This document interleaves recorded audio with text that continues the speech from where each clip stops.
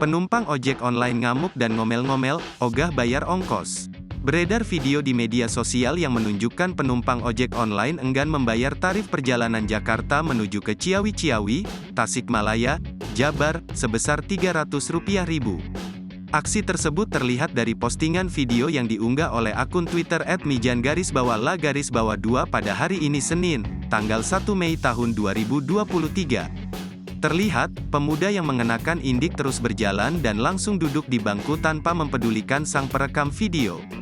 Sementara itu, sejumlah orang berada di lokasi kejadian terkesan cuek.